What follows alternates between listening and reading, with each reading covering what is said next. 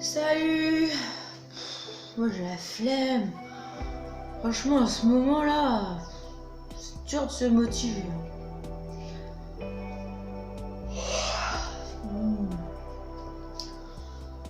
Bon, je sais pas trop ce que je vais faire aujourd'hui, hein. Mais ils nous ont dit qu'on devait se laver les mains, alors je me lave beaucoup les mains en ce moment. Peut-être que j'oublie un peu le reste d'ailleurs. Mais enfin bon, maintenant que vous êtes là, je me suis dit que d'avoir la flemme, ça arrive à tout le monde quoi. Hein. Mais que moi quand j'ai la flemme gourmande. Et du coup aujourd'hui je voulais vous proposer une petite recette pour éviter un dessert assez connu d'une marque assez connue qui fait environ, attends je regarde ma fiche, 36 milliards d'euros de bénéfices par an, qui cause beaucoup de dégâts sur notre jolie planète. Donc bien sûr je ne citerai pas le nom de cette entreprise. Mais en tout cas, sache que c'est un dessert super bon pour ceux qui aiment la crème de marron.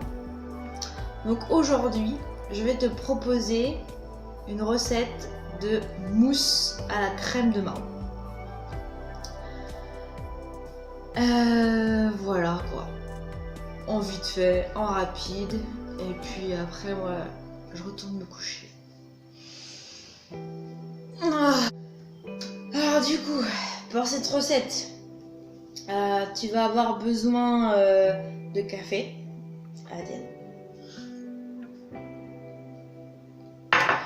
Et puis sinon, tu vas avoir besoin de mascarpone. Donc tu imagines, c'est de la mascarpone. Mais je me suis dit, je pouvais pas faire une recette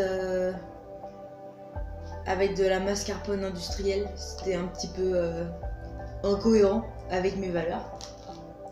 Du coup, je vais la faire à la crème fraîche en vrac dans un contenant en plastique. Mais écoute, hein, la perfection, c'est quand je serai Bouddha. Hein.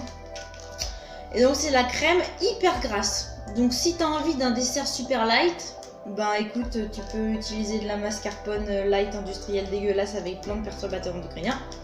Moi, en tout cas, je préfère du vrai gras.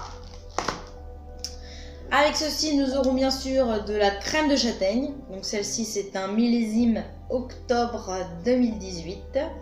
Voilà, crème maison. On va utiliser 3 œufs, des œufs de ferme, hein, de producteur. Bon, bien sûr, si c'est des œufs de supermarché, ça devrait fonctionner. Mais je ne peux pas garantir l'état sur ta santé et ton cholestérol. Une petite pincée de sel. Et puis avec ceci, il y a le super outil magique qui est encore là. C'est vraiment la Maryse, moi c'est mon outil favori, j'utilise pour tout. Parce que je vous expliquerai tout à l'heure pourquoi ça et pas autre chose. Et puis bien sûr, on va faire des blancs en neige. Et puis il nous faudra donc 2 saladiers. Bon là il n'y en a qu'un, mais du coup il en faudra 2. Voilà. Et juste avec ça là, on peut imiter en beaucoup mieux des desserts super chimiques à base de certains produits. T'as qu'à aller voir sur l'étiquette, tu verras toi-même ce qu'il y a dedans. Bah c'est parti hein.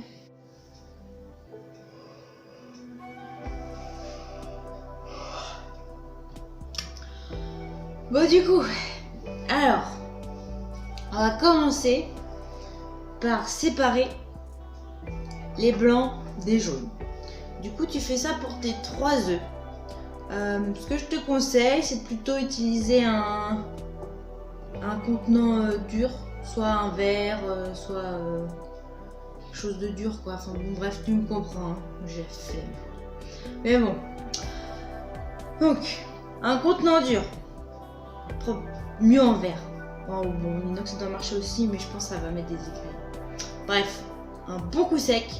Et ensuite, tu jongles comme ça, avec les épaules pas trop débloquées, pour séparer les blancs des jaunes. Et attention, hein, c'est gauche ou droite. Hein. Là, c'est pas... Hein, c'est sérieux. Alors, un coup franc. Puis, délicatement, j'ouvre la coquille. Hop là. Et hop. Et ensuite, un petit coup comme ci, un petit coup comme ça. Bon. Et avant de péter l'œuf, tu mets dans l'autre. Parce que ça, c'est le coup, tu t'amuses, tu fais genre et pof. Voilà. Et tu fais ça pour tes 3 œufs. Ça va. C'est flemmardisant, faisable. Donc là, tu vois, t'as tes jaunes dans un bol, tes blancs de l'autre. Alors, on va mettre de côté les blancs pour le moment. Hein, c'est les canaris qui gagnent. Mais ce n'est que partie remise. Finalement, j'ai décidé d'utiliser un fouet pour battre les jaunes. Donc, je les vois un petit coup comme ça. Et maintenant, je vais mettre donc ma mascarpone si j'en ai. En fait, à la base, je vais vous raconter, je voulais faire de la mascarpone maison. Mais j'ai eu grave la flemme. Du coup, je me suis dit, comment je peux faire? Et donc, je me suis dit, prendre de la bonne crème bien grasse, bien riche, ça devrait bien faire le job. Donc là, j'ai environ 250 grammes de super crème, je sais pas comment on peut dire, 70%, je sais pas trop. En tout cas, il y en a beaucoup des pourcentages. Hein. Mais c'est bien mieux pour ton corps. De la vraie crème de producteur. Et ça pourra nous donner une bonne texture sans produits artificiels. Donc ensuite, il faut prendre la cuillère pour essuyer la marise quand même. On racle la marise sur le côté. Et ensuite, j'homogénéise le tout. Voilà, hein. J'incorpore, comme certains disent. J'incorpore.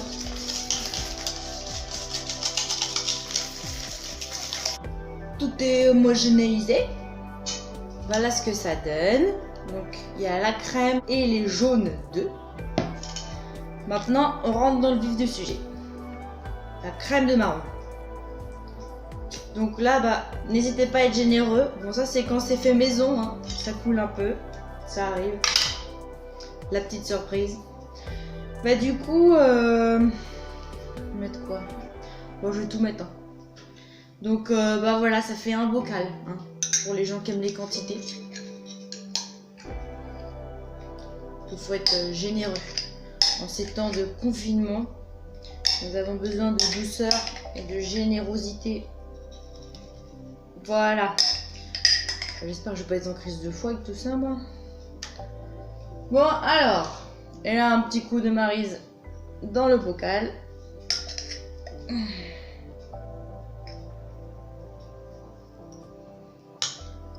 Et maintenant, on homogénéise le tout. Voilà. Là, j'ai bien tout homogène. Déjà, ça donne super fin. Et puis maintenant, on va faire des blancs en neige. Alors, des blancs en neige. Tu prends ton saladier vintage. Bon, si t'as pas de saladier vintage, ça marche aussi. Mais c'est moins bien. Et tu vas prendre une pincée de sel. Parce que tout le monde disait que pour que les blancs ils tiennent bien, il faut mettre une pincée de sel. Et maintenant, je vais prendre le batteur vintage de la mère Grand. Et je vais commencer à faire mes blancs.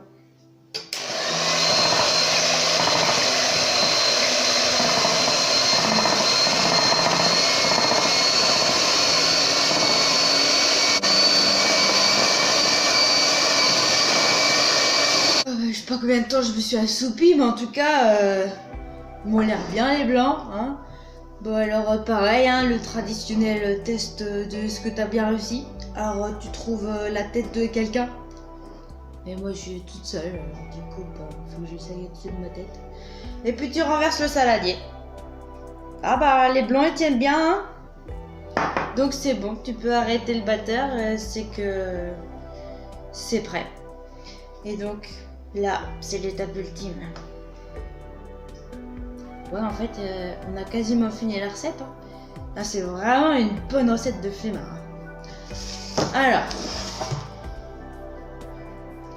l'étape ultime, où tu dois rester concentré. Parce que c'est le moment où tu peux tout foirer. Ce serait dommage, avec des bons produits comme ça, qui ont l'air super bons, de tout foirer. Donc, la Maryse, tu vois, s'il n'y avait pas le coronavirus, je la toucherais, je te montrerai sa souplesse. Mais bon, je préfère pas, même si c'est pour moi. En gros, ça va permettre de ne pas éclater tes blancs.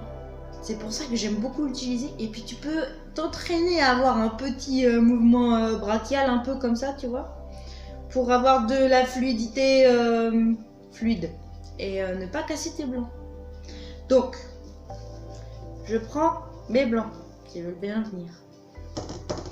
Je les mets comme ça dans le saladier et je touille avec douceur et volupté. Bon, il faut quand même que ça mouille un peu dans le truc parce que là j'ai l'impression que ça me fait une île flottante. Je vais passer la journée. Mais tu vois, tu incorpores avec la douceur et le mouvement brachial comme ça, puis tu peux faire une ondulation aussi de ta colonne parce que le sport c'est bon pour la santé. Donc voilà, tu te remets un petit peu. Hop. Et donc pareil, la douceur. Donc le mouvement, c'est une petite ondulation. Et surtout, tu pars, on voit pas bien là, mais tu restes sur l'extérieur de ton saladier et tu tournes. Après, tu peux passer un petit coup au milieu comme ça. Regarde, hop. Mais surtout, tu restes sur l'extérieur du saladier et tu fais un petit mouvement. Hop, et je recouvre. Hop, et je recouvre. Hop, et je recouvre. Voilà, la Maryse a fait son travail. Tu vois le saladier vintage, il a plus une ride, il n'y a plus une trace.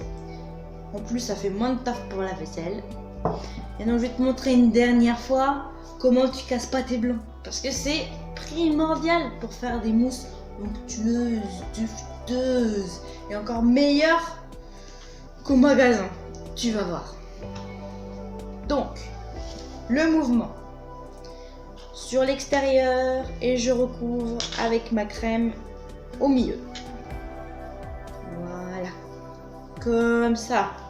Super, je te vois là chez toi, c'est bien ce que tu fais. Continue comme ça. Et n'oublie pas, avec l'ondulation de ta colonne pour faire du sport.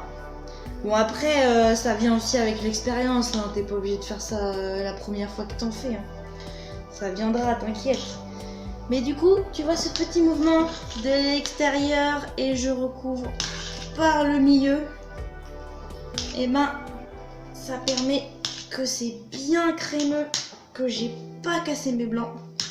Et on va continuer, on peut faire avec les hanches aussi, un petit mouvement jusqu'à temps que tes blancs soient bien incorporés. Ouais, parce que c'est pas la recette des îles flottantes, hein, sinon je te l'aurais dit au début. Hein.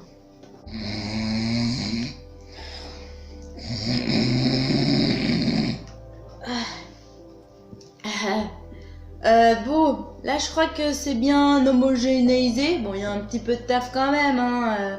C'est une recette de flemmard, mais bien faire un peu les muscles quand même. Alors du coup, voilà ce que ça donne.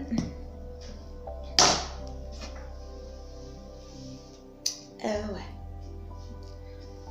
Voilà, pas plus haut que le saladier. Et maintenant, il te reste plus qu'à empoter le tout. Donc c'est plus sympa, plus convivial dans des petits pots individuels. Je te montre tout ça.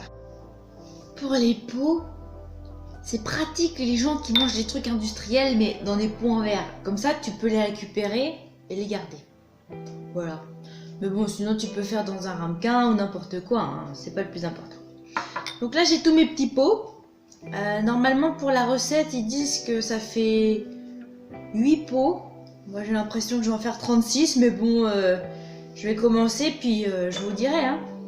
Donc, toujours pareil, on traite avec douceur notre mousse, parce que sinon, elle va retomber.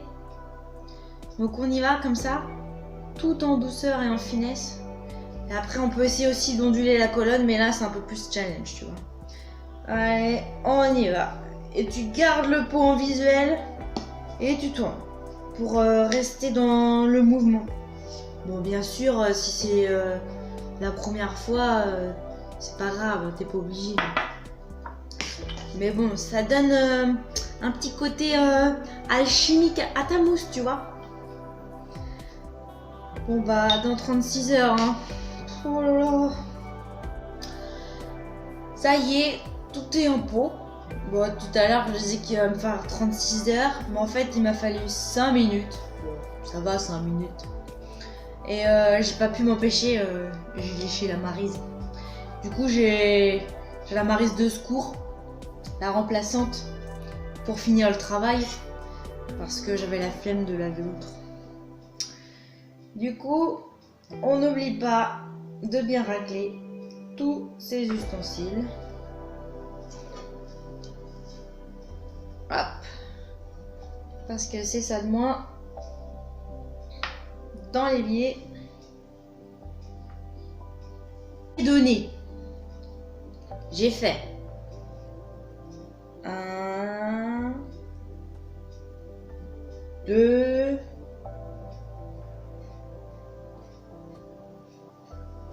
beaucoup de ramequins. Bon, il y en a à peu près 9. Parce que celui-là, il compte pas. Il va disparaître bientôt. On va dire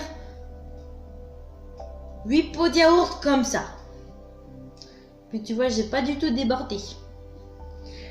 Alors, donc ça fait 8 pots de yaourt comme ça. Et la dernière étape, tu passes le relais au frigo. Donc tu le prépares bien. Tu lui parles gentiment. Et ensuite, tu attends. Donc moi je vais partir faire la sieste. Parce que là, j'en peux plus. Et puis sur la recette, ils disent environ 3 heures. Moi comme d'hab, hein, je suis jamais la recette. Du coup, je l'ai fait la veille pour le lendemain. Comme ça, je suis sûre, je suis pas en retard. Et elles sont bien prises, bien mousseuses. Bah, je crois que je vais aller voir les voisins. Hein.